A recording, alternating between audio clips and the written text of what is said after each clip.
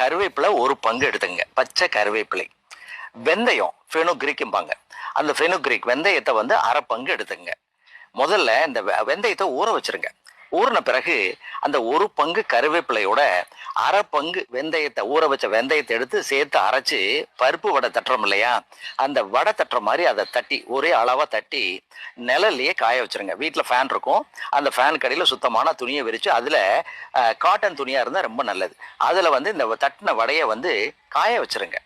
ஒரு 90% காஞ்ச பிறகு எடுத்து தேவையான அளவு தேங்காய் எண்ணெயில ஒரு 200 மில்லி, 1/4 லிட்டருக்கு ஒரு வடை அப்படி நீங்க கணக்கு வச்சு தேவையான எண்ணெய் எடுத்துக்கணும். தேவையான அந்த வடையை, தட்டின வடையை எடுத்து அந்த எண்ணெயில ஊற போடுங்க. ஒரு 15 நாளைக்கு பிறகு அந்த எண்ணெயை எடுத்து தொடர்ந்து நீங்க தலைக்கு தடவி பாருங்க. நரமுடி வராது, கருமையா இருக்கும், நீண்டு வளரும், அடர்த்தியா இருக்கும். இந்த முடி பிரச்சனை உங்களுக்கு எங்க போச்சுன்னே தெரியாது.